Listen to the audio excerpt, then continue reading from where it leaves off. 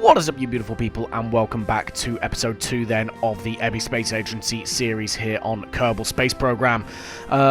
If you missed last episode, don't worry, all we were doing was really just getting things started, just seeing if we can yeet things into space at very high speeds, and it turns out we can, even accidentally. So, yeah, we're going to be continuing on with that, and looking to set our sights on something other than thin air, and basically looking to try and see if we can aim for the moon and hit it, and not completely miss it and fly right on by.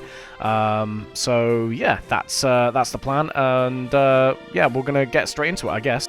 And so you see us here in the tech tree at the minute, just sort of looking to spend some points that we've earned, just doing a couple of low-level test missions, things that didn't really sort of leave the launch pad. And yeah, we get a couple of parts, and we're going to use those to try and start building a probe, I think, to go to the Mun. You see there, we're in the Strategia building as well. Sorry, the administration building, not Strategia. But we're looking for a new sort of program rather than just upping our reputation, and the one that we choose is the Mun probes. We're going to try and go unmanned before manned here, and yeah, we basically take the Mun probes thing, which gives us 400% funds to milestone gains for the Mun, which is exactly what we need given the financial situation of the agency at the moment. And you see there, we're also taking a quick contract to send a probe on a flyby of the Mun. So things are starting to mesh together a little bit in terms of planning, and we're going to go straight to the VAB now, and we're going to go ahead and just build a basic probe to fly by the Mun. The problem is we don't have SAS at the moment, so this thing is very much going to be manually flown the entire way. And yeah, you can imagine the levels of scuff that go with that. Another key thing that we don't have yet is solar panels. So you see here, we're just filling this thing full of batteries, just trying to give it enough juice to make the journey on its own, because it has no way of recharging them. We do put obviously parachutes and stuff like that on top of it as well, with a hope of maybe trying to bring it back. So you know, we'll see if we're able to do that, basically. But yeah, it's a very, very basic probe. No SAS, no solar panels. This is very much a fire and not a fire and forget, but a fire and pray for the best sort of dealio. And you see another quirk of this that we've got in a second when we put the boosters on is that we still have the basic level VAB and launch pad, meaning we have a parts limit that we have to abide by. So you see, those nose cones that we just put on are going to have to come pretty much straight back off to abide by the part limit in a sec. You should probably see that. Yeah, this thing's going to be draggy, but with those two thumper boosters on the side, the drag is going to be heavily outpowered by the thrust of the rocket, to be honest. So that's not going to be a problem. But I mean, it is, like I said, it's just a basic probe that we can just send and hope for the best, really. But I mean, the craft's pretty much built now, so what I'm going to do is I'm going to go ahead and pass you over once again to past me, so you can hear the launch in real time. So do enjoy that. See what we can do.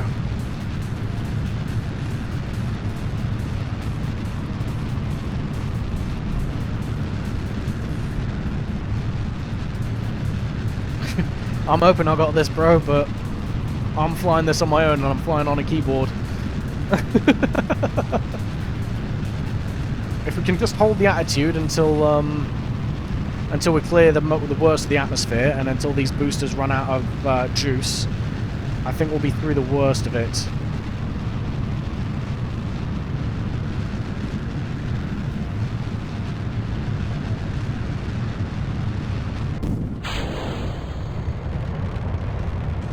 Right.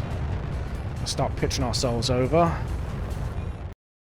Okay, back to present day me, just as we speed the launch up a little bit. You see there, you know, we're constantly putting in inputs, but the launch itself went fairly smoothly. I'm happy with that. And yeah, we're just trying to get ourselves into orbit now.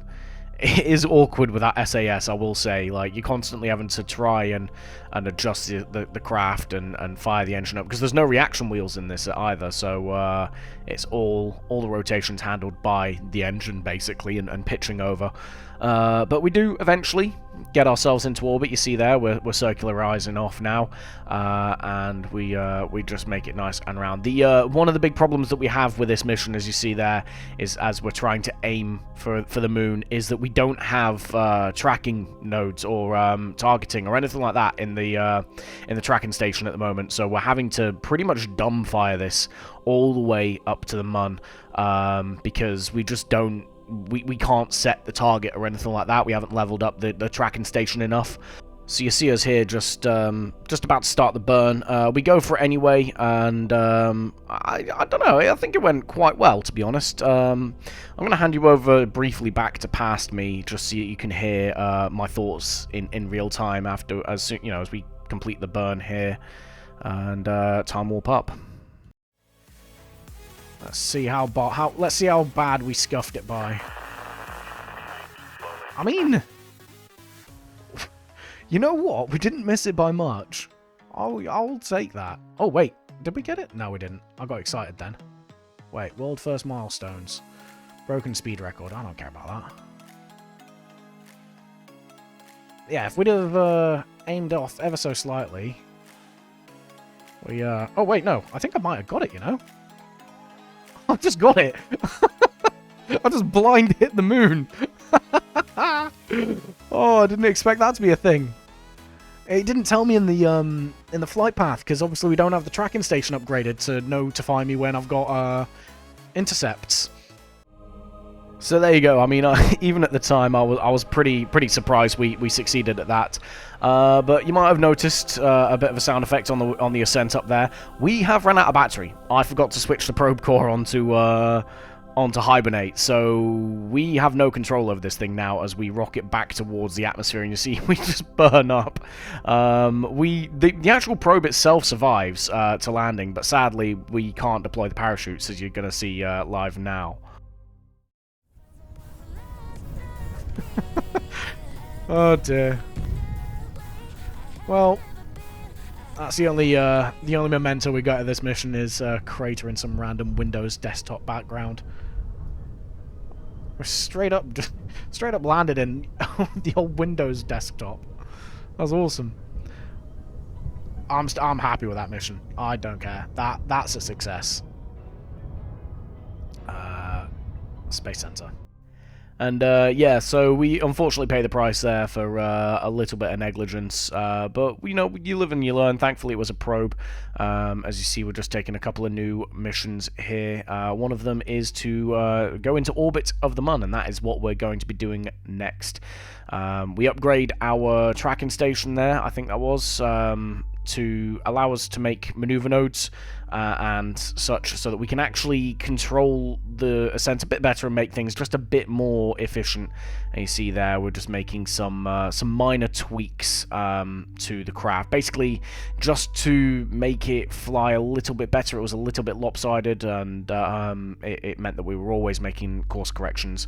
So we're just doing a small quality of life improvement to the design of the probe, essentially, before sending it straight back out to the launch pad for another launch, hopefully better this time. Right, well, here we go. Test mission number 2.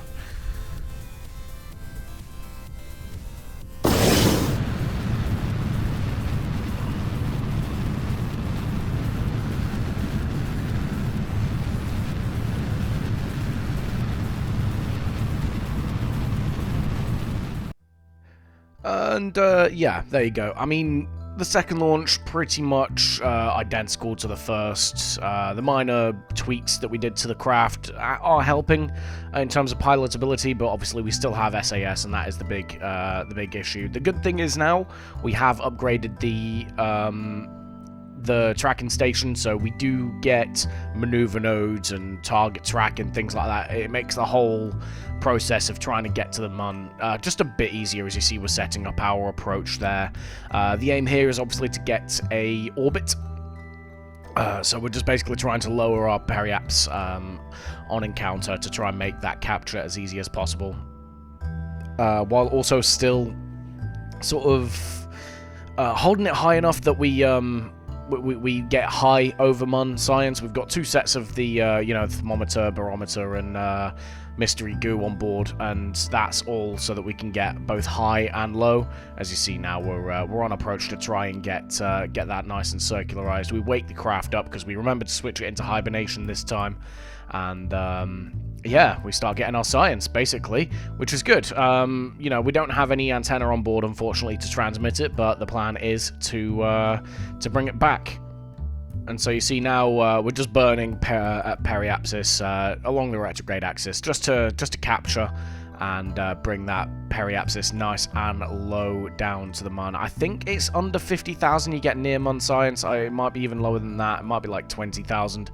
But we're doing that, and you see us here just passing by the mun, nice and low. We've got our science, and we're now burning back to try and head back to Kerbin. But you might see there on the left-hand side of your screen, we've got a finite amount of fuel left, and yeah, I might have made a little bit of a boo-boo in that we don't actually have the fuel required to get back by the look of it. And so we're just trying little things here, so sort of like sending it high out above Kerbin and trying to burn there. Obviously, we're moving slower, so the less delta V is required. We make the burn along the axis, and is very, very touch and go. I don't know if you guys can see the Kerbal Engineer readouts at the minute, but the periapsis comes down to just about 150,000 meters, and then we decouple in the last ditch effort to try and get it to come back, but unfortunately we still fall short at 143 kilometers. So now that craft is going to stay in orbit forever, and we aren't able to recover that science. We do, however, obviously achieve the orbit, which was the point of the last mission, so we unlock another one of bringing back science from the mun and return to Kerbin from a flyby of the mun. And we are pretty much we're determined now to make this happen. So we accept that contract, and we do a little bit of a test mission as well, just to raise a little bit more money. Obviously, we've spent a bit on failed crafts, and all it is just testing a solid rocket booster and Weasley engine. And I'll be honest with you, I forgot that when you test them, it fires the engines. So you'll see here, this craft design does not make any sense if you take that in mind, and I'm absolutely setting myself up for failure here, but I'm going to hand you over to Pass Me to show you exactly what happened. If you know what I mean, like certain scenarios, what I'll tend to do is I'll just grab run test. Yeah, we'll shut that down. Oh wait, hang on a minute. This may go horribly, horribly wrong. Yeah.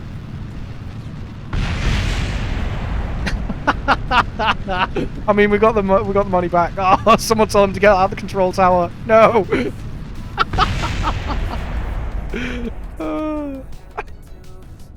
We got the money. I don't care. They didn't ask us to test it and bring it back. They just asked us to test it.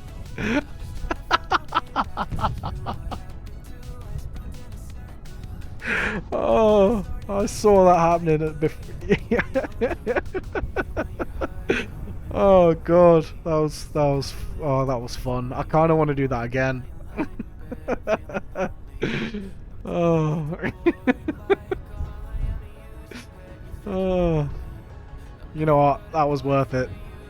Normally those test missions are so boring. It's just something you got to get out of the way with. But that made it so worth it. I didn't quite think that through, but to be honest, I'm glad I didn't. So, yeah, a bit of a scary moment for those in the control tower at the airfield, as they just had a random solid rocket booster flying towards them for a moment there, but luckily all's well that ends well, and we don't do too much lasting damage. As you see now, back to business. We are revising the craft a little bit more, just to try and eke out more Delta V. We still are beholden to the parts limit, and yeah. We attach an antenna on it, and we're going to go back to the launch now. Okay, right. Let's go.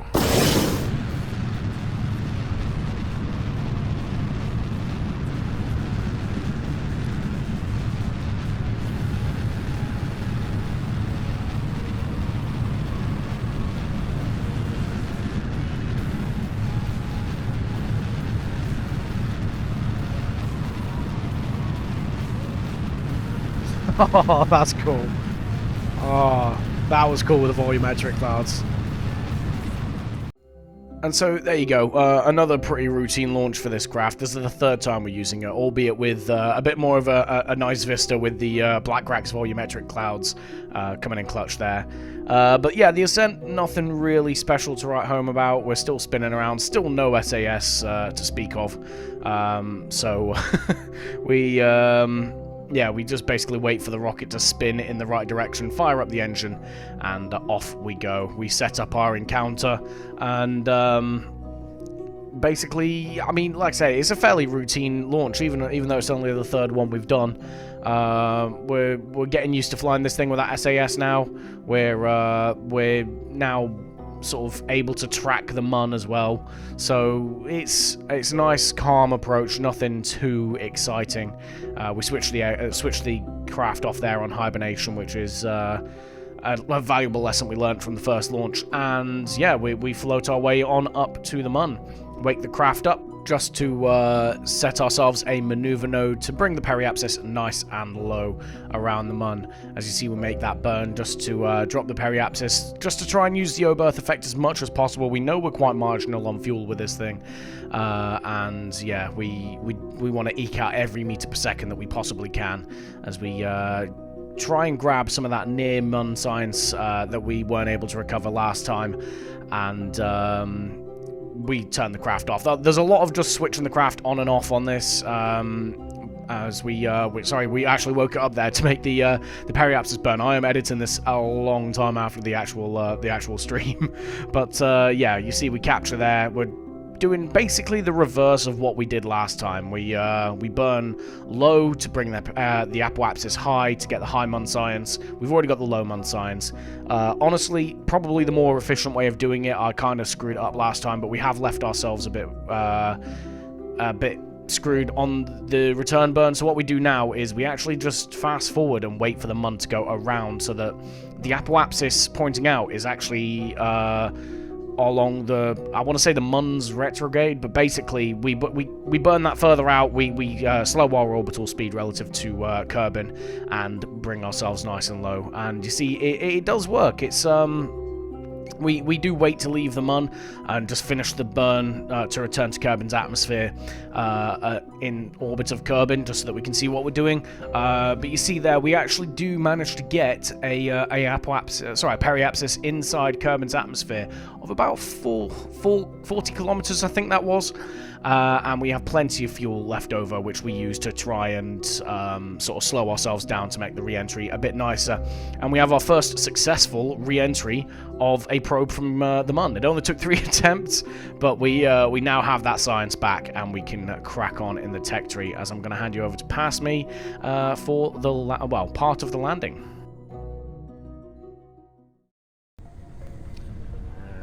And we're going to pop the parachutes out now. They'll slow us down nice and easy. We got 2 of them, so I'll be very surprised if we come down too fast. And there you go, parachutes deployed. We are now floating on down under controlled descent back to the surface of Kerbin. We've got a splashdown as well, just for added softness for the landing, although 3 meters per second, we are in no danger whatsoever as we do plonk down into the surface there, and we pull all that science and money back into the Space Center and immediately start looking to upgrade things. And I think the first thing we do is upgrade the VAB, so we can actually start building bigger craft now. Before then, obviously using our science points to unlock better parts.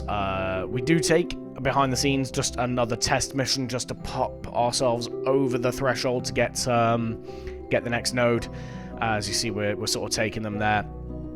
And yeah, that's basically it for the episode, guys. Pretty successful, I'd say. We obviously we did take a few attempts, but every time we aimed for the mun, we hit it, even when we were doing it blind. And now we've finally been able to recover a craft. So I think that's a pretty good way to leave it off. So thank you all for watching. Please do leave your thoughts in the comment section below, and do hit that like and subscribe if you enjoyed. And I will catch you all in the next one. Goodbye.